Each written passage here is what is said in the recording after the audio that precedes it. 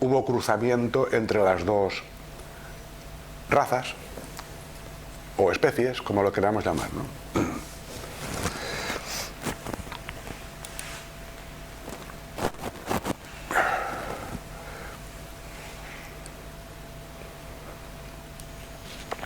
Es decir que una de las cuestiones es que podemos averiguar sobre esa conciencia primitiva a partir del estudio de especies más cercanas, como por ejemplo el propio Neandertal, ¿no? El caso es que, como habéis visto, el Neandertal tenía muchas condiciones mejores que las nuestras. Era más robusto, era más fuerte, era más valiente y era más adaptado al frío, ¿no? Estaba mucho más adaptado al frío. En una conferencia posterior ya os explicaré qué relación tiene esto con el trastorno bipolar, ¿no? Porque yo creo que el trastorno bipolar tiene mucho que ver, es una adaptación al frío, ¿no?, que hemos heredado de ellos y que ya no nos sirve de nada porque evidentemente no vivimos en ese entorno. Es decir, que podríamos decir que en nuestro cerebro, en nuestra mente, pues tenemos dos mentes o dos conciencias. Una, el neocórtex, la mente racional egoica, y una mente inconsciente, algo que nos lleva a un conflicto permanente y que conocemos con el nombre de conflicto organismo-individuo, ¿no? Es como si en nuestra mente compitieran siempre estas dos fuerzas. Una que lee las cosas en clave ancestral y otra que se maneja en clave moderna, ¿no? Basta oír a una persona hablar para darse cuenta de que una cosa es lo que dice y otra cosa es lo que por dentro le va, ¿no? Es decir, nosotros hemos desarrollado muchísimo el autoengaño, ¿no?, y el engaño y la hipocresía, y lo hacemos muy bien, ¿no? Somos muy listos, ¿no? Pero nuestro cerebro es muy burro. O sea, nosotros somos muy listos, pero el cerebro es muy burro. Y el cerebro no puede frenar la respuesta hormonal, la cascada, digamos, del estrés, por ejemplo, ¿no? Tú puedes disimular, pero tu cerebro, como es tonto, él va a responder en clave ancestral. Huye, corre, congélate, en esta clave, ¿no?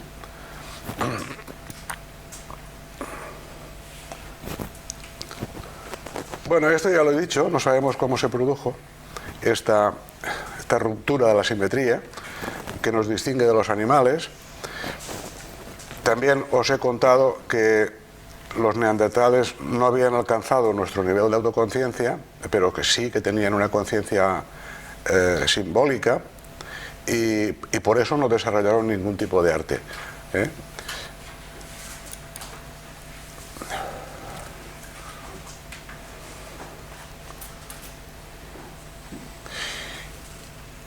¿Y qué ventajas tuvo esta gran escisión? Es decir, ¿por qué ha tenido tanto éxito nuestra autoconciencia en relación con la conciencia primigenia? Es decir, que podríamos decir que nuestra conciencia ha evolucionado a un nivel, el que tenemos ahora, y que nos parece un hallazgo desde el punto de vista científico, ¿no? Somos muy poderosos, hemos dominado la naturaleza, hemos ido a la luna, construimos ordenadores, tenemos pinguinillos de estos que nos retratan, ¿no? Es decir, hemos tenido mucho éxito, ¿no? Pero ¿por qué la evolución seleccionó positivamente la autoconciencia, ¿no? ¿Por qué? Pues porque no es lo mismo la huella del oso que el oso, ¿no? Es decir, en el momento en que Lucy descubrió que la huella del oso no era el oso, sino que le representaba en su ausencia, entonces cuando veía la huella del oso no necesitaba ponerse a correr. Es decir, era un ahorro de energía, ¿eh? Es decir, el símbolo, la huella del oso, no es el oso, por lo tanto no hay que prepararse para huir o luchar. Es decir, se detiene la cascada metabólica del estrés, ¿eh? Es decir, que el símbolo, podríamos decir que es un protector frente al estrés. Y de esta manera pudimos separarnos del determinismo puro de la naturaleza y predecirla. esto es por lo que se seleccionó positivamente, es decir, era un hallazgo, un hito, ¿no? Un hito de la evolución.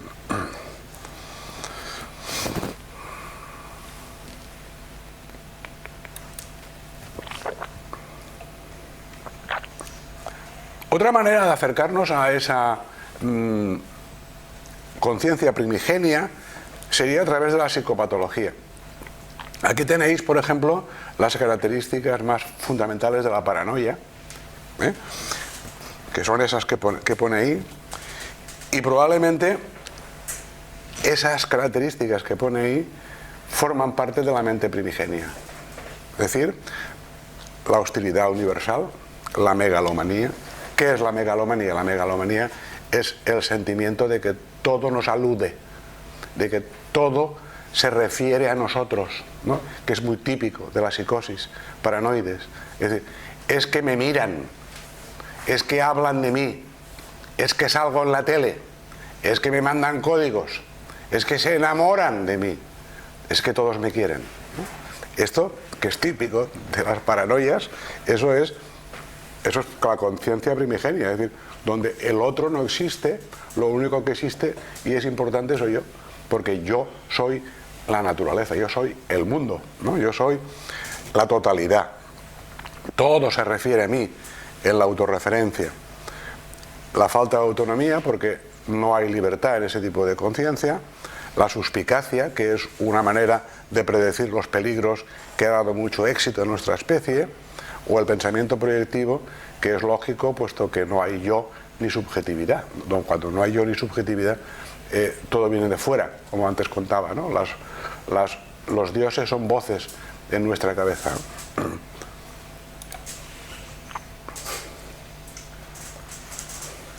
Otra manera de averiguar cuestiones sobre de cómo era nuestra conciencia primigenia es a través de los sueños, ¿no? Los sueños son producto de nuestra conciencia primigenia, es decir, ahí no hay yo, no hay nivel no hay vigilia, no hay nivel de conciencia. Ahí podemos ver las estrellas tal y como están, sin la luz del sol.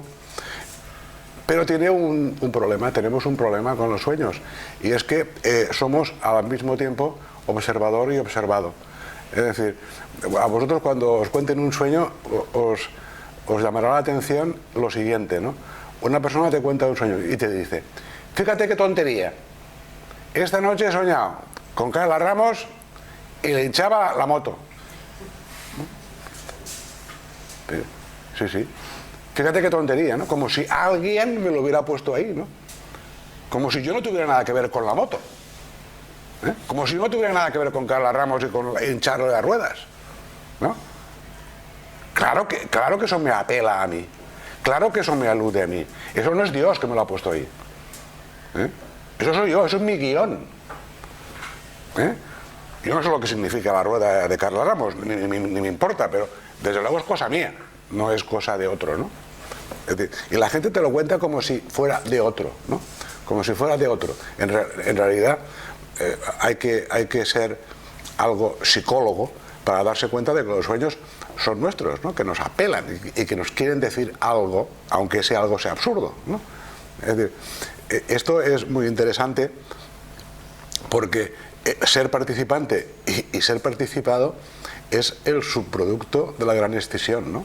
Y por eso todos tenemos un sesgo a la hora de emitir una opinión sobre algo, ¿no? ¿Por qué? Porque no estamos limpios, porque somos participantes y participados, ¿no? Todo el mundo tiene una opinión sobre política, pues unos son de izquierdas y otros son de derechas, y otros de derecha y otros de centro y otros no son de nada, pero al final todos estamos extinguidos, ¿no? Todos somos tenemos una conciencia doble y todos tenemos un sesgo, por lo tanto somos duales, y esto es una característica fundacional de nuestra especie. Por eso cuando dicen la dualidad es falsa, sí, la dualidad es falsa, pero somos duales. Los científicos suelen referirse mucho a este tema, ¿no? La dualidad entre cerebros es falsa. Dicen, eso lo dicen todos, ¿no? En todos los lados. La dualidad entre cerebros es falsa, sí, pero somos así. estamos hechos de esa manera, hasta que la conciencia no evolucione a otro lugar, ¿no? Que evolucionará seguramente. Pero desde luego lo que ahora tenemos es una población mundial dual, dual, contradictoria, ¿no? Y esto procede, no sé si conocéis a Julian Jaynes. Julian Jaynes era un antropólogo, creo, que tiene una teoría que se llama la mente bicameral y que tiene la teoría falsa, yo creo que es falsa, pero es interesante conocer su teoría porque algunas gotas de verdad hay en lo que él dice. Él cree que los hemisferios cerebrales evolucionaron cada uno de ellos a su aire, ¿no?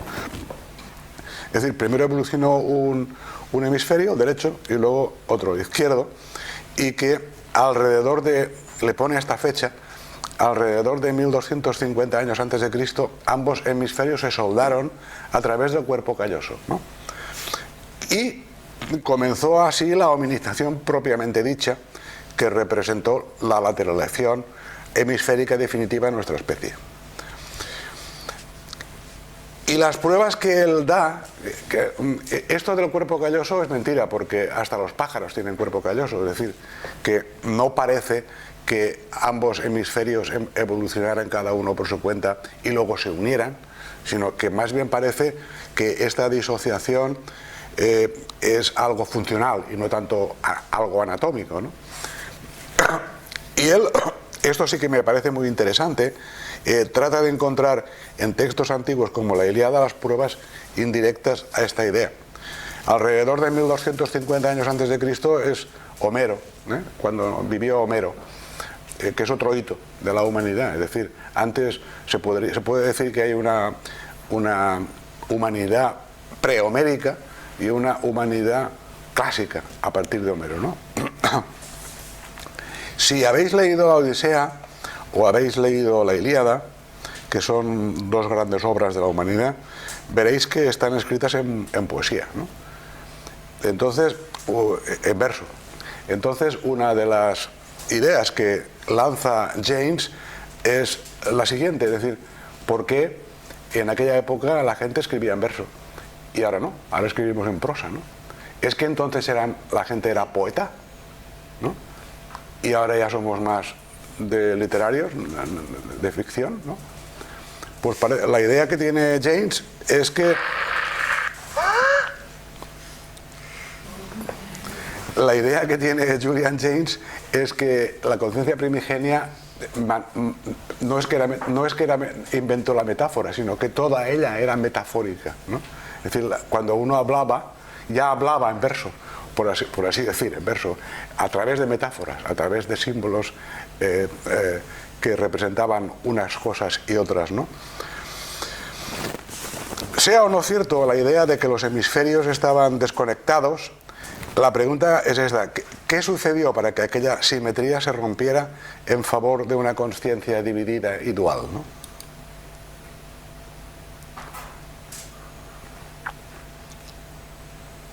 El lenguaje. El lenguaje fue lo que nos acabó de matar, ¿no? Es decir, en el momento en que aparece el lenguaje, que es el símbolo de los símbolos, se produce una lateralización del cerebro, se desplazan todas las estructuras del lenguaje a la parte izquierda, y a partir de ahí comienza, digamos, nuestra gran escisión. ¿Por qué? Pues porque el lenguaje es la cosa, nombra la cosa pero no es la cosa, ¿no? Nombra la cosa pero no es la cosa. Es decir, nosotros podemos hablar de lo que queramos, pero no estamos nombrando la cosa en sí. Y además tenemos que compartirlo, porque si no lo compartimos, el lenguaje no sirve para nada, ¿no? Esto es un poco lo que sucede con los esquizofrénicos, ¿no? Que inventan un lenguaje, ¿no? con neologismos, ¿no?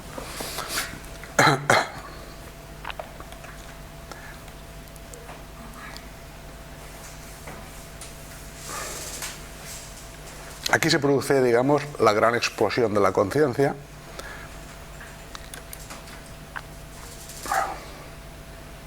Otra cosa que podemos averiguar sobre la conciencia primigenia, otra de las características que podemos perseguir es a través de la idea de Neumann, del yo urobórico. El yo urobórico es esa serpiente que se come a sí misma y que, como veis, es un círculo. El círculo es un mándala de la unidad, lo que representa la unidad, pero el problema que tiene la unidad es que se devora a sí misma, ¿no? La serpiente se va comiendo a sí misma y se va destruyendo de alguna manera, ¿no? Es decir, que Neumann intenta averiguar esto porque, al parecer, pues esta idea del yo urobórico es una idea que está en todas las culturas y aparece en todos lados y se repite a través del mito, y por eso una manera de saber sobre yo urobórico es ver a un niño antes de los 3 meses, ¿no? Desde que nace hasta los 3 meses. Eso es un niño, ese niño es el yo urobórico, ¿no? Y ahí no existe Dios, ni el tiempo, ni el espacio, ahí no existe nada más que la teta, la gran teta, ¿no? La gran madre que le da de comer. No existe nada más, ¿no?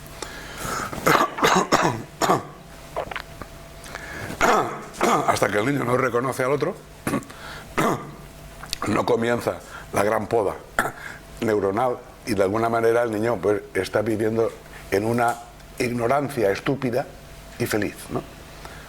Que a veces se transforma en dolor, ¿no?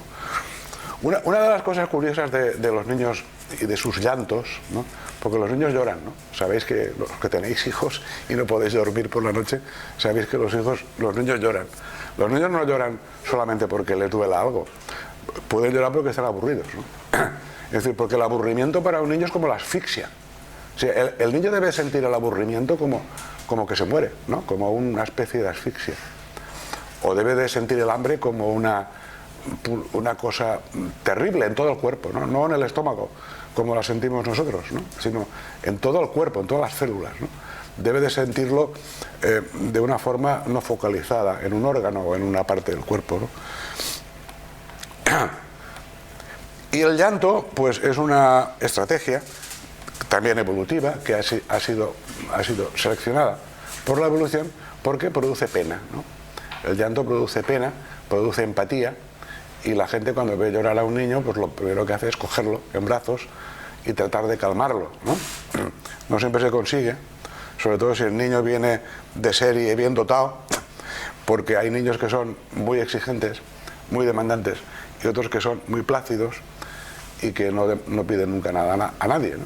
Sabéis eso, ¿no? Eso ya se ve en los primeros 3 meses de vida, ¿no? Las niñas piden más que los niños, ¿verdad?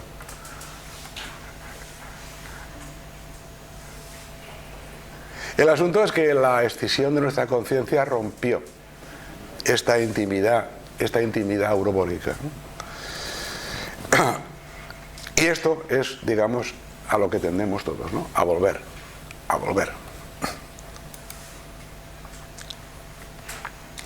Pero entonces la pregunta que se podría hacer es, si estábamos tan bien en aquella conciencia primigenia y estábamos tan felices y era todo tan bonito, ¿por qué cambiamos al modo consciente? ¿Por qué la evolución nos llevó ahí, no? Bueno, la evolución nos llevó ahí por las razones que antes os contaba. No todo era tan bonito, ¿no? Había un ambiente, un entorno ancestral amenazante, había un entorno ancestral donde no había símbolo, por lo tanto el determinismo era lo que marcaba nuestras respuestas neurofisiológicas.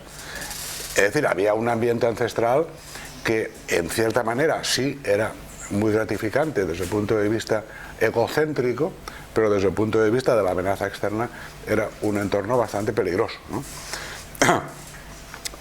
Por eso Neumann dice que la libertad consiste en socavar el poder de la Gran Madre, es decir, separarse definitivamente de aquella Gran Madre que nos protegía en ese círculo urobórico, pero que también nos condena a devorarnos a nosotros mismos, ¿no?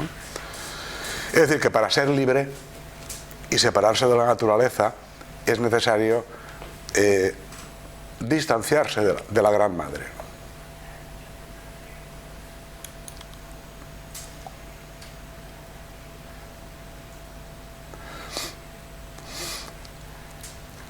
La idea psicoanalítica del inconsciente pues nos da también una serie de pistas a través de las cuales podemos visualizar cómo era aquella conciencia primigenia, ¿no?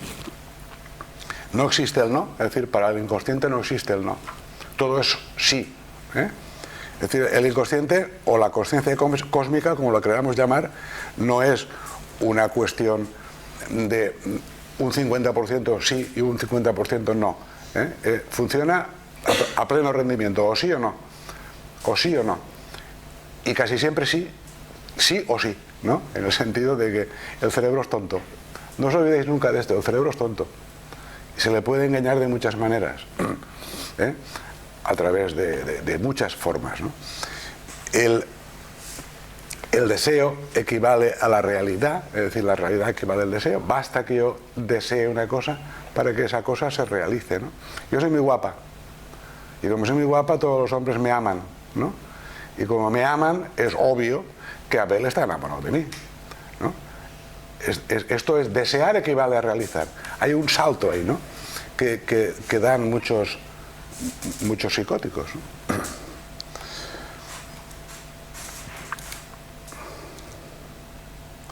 Pero la conciencia humana, como decía antes, evoluciona, y evoluciona a través de hitos de la conciencia, ¿no?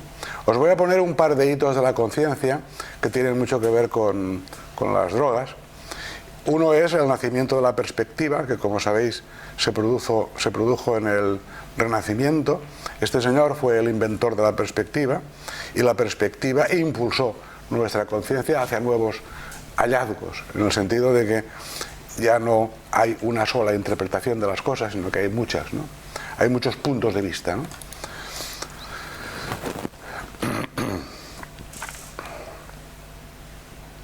Es decir, la percepción del espacio cambió precisamente a través del invento de la perspectiva.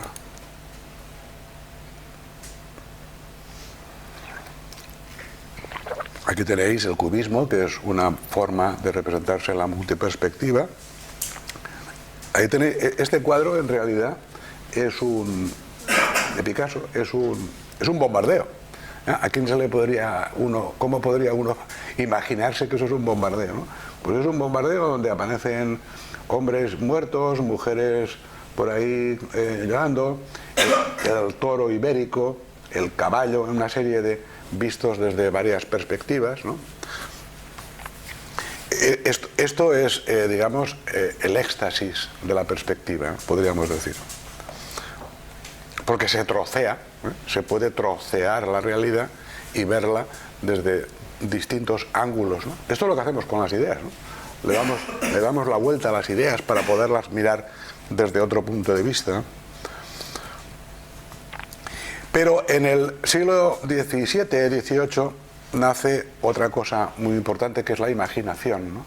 La imaginación es un equivalente a la perspectiva, porque modificó nuestra concepción del tiempo, no tanto la perspectiva que cambió el espacio, la imaginación cambió el tiempo, ¿no?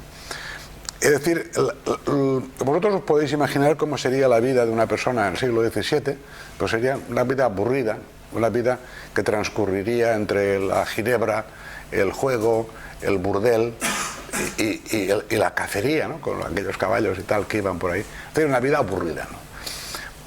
Y hacía falta algo que modificara eso, ¿no? Lo que se inventó fue la novela, precisamente. La novela tuvo muchísimo éxito, precisamente porque permitía a las personas viajar sin moverse de casa, es decir, visitar otros mundos imaginados por otros a través de la literatura, ¿no?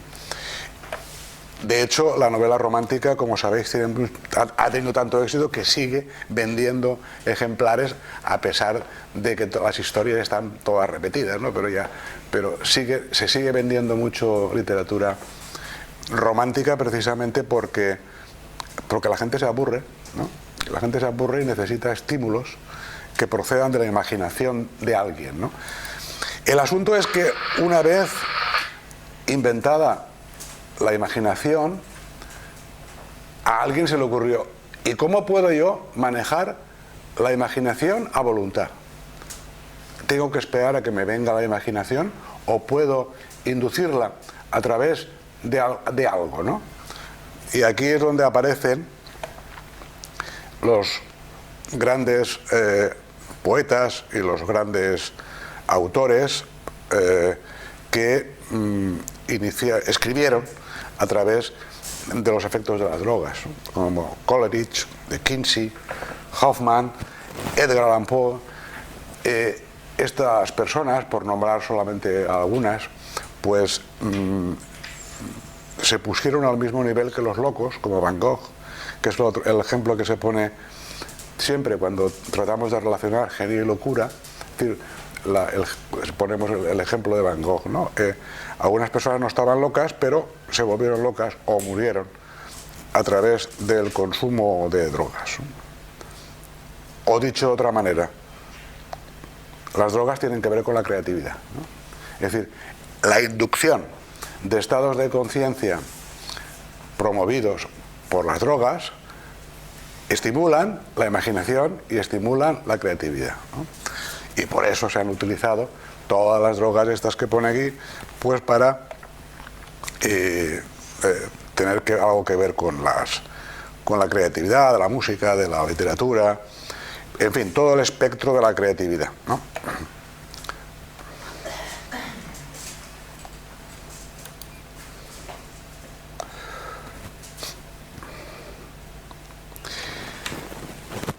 ¿Por qué nos drogamos? Nos drogamos para tener un estado de conciencia, una modificación del estado de conciencia que no obtendríamos de una manera natural. Nos drogamos para evadirnos de esta conciencia lógico-racional que de alguna manera pues puede resultar insoportable para cierta población y seguramente para todos nosotros en algún evento puntual, ¿no? Es decir, nos drogamos básicamente para tener contacto con lo urobórico, ¿no? Para tener ese contacto con esa conciencia primigenia que está en todos y cada uno de nosotros. A esto se le llama estados alterados de conciencia. Y hay personas que no pueden acceder a ese tipo de estados si no es a través de una inducción medicamentosa, ¿no? Es decir, rendirse ante la nostalgia de lo que fuimos antes de la gran escisión, ¿no? Antes de que fuéramos dos. Una nostalgia del origen. Es decir, que en la toma de drogas, de alguna manera, hay se busca algo medicamentoso, una especie de automedicación, ¿no? o de autocuración, ¿no? Aunque las drogas usualmente las clasificamos como depresoras, estimulantes o perturbadoras en el sentido de psicodelia, de psicodislexia, lo que es cierto es que las drogas tienen dos efectos, ¿no? Un efecto sobre el tiempo, todas modifican la vivencia del tiempo, todas, y un efecto de modificar la realidad percibida, ¿no? Perceptual. Pero además las drogas pueden tener efectos terapéuticos, ¿no? De hecho, se están investigando ahora precisamente en este sentido, de forma controlada, naturalmente, la ayahuasca con las adicciones. Los beneficios del cannabis pues no los voy a contar porque son muy bien conocidos y que cada vez pues se están utilizando más en enfermedades degenerativas del sistema nervioso central. La ketamina, como sabéis, la estamos utilizando aquí, en este hospital, haciendo un ensayo clínico para el tratamiento a depresión. Ya veremos qué sale de esto, ya nos lo contará Rafa Mora el día que tenga la sesión.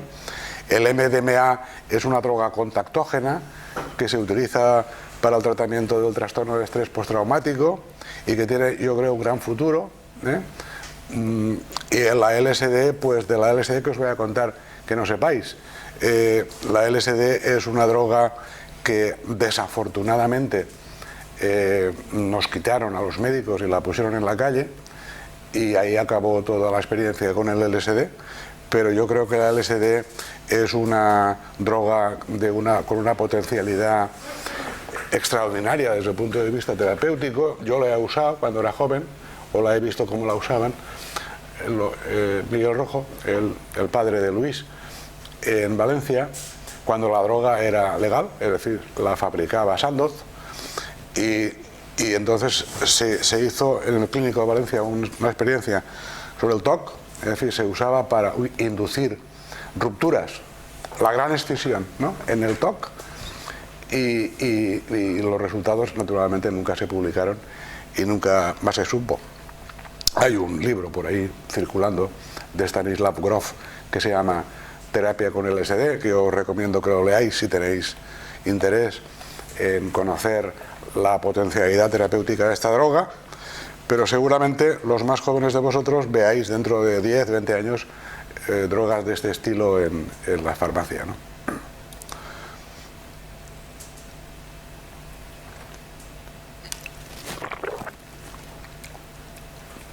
De manera que podríamos decir que, para terminar, que la conciencia humana fue psicodélica antes de ser lógico-racional, ¿no?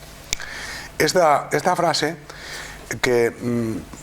con la que quiero terminar mi presentación no es mía, es de un artículo que luego os pondré, un artículo reciente de este año, donde se ha visto que las experiencias psicodélicas con psilocibina son muy parecidas a las experiencias de los hombres primigenios, ¿no?, de donde procede precisamente esta frase, ¿no?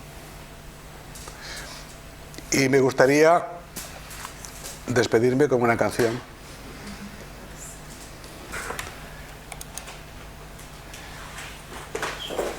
Se ha ido. Bueno, aquí está el... Es que se ha ido.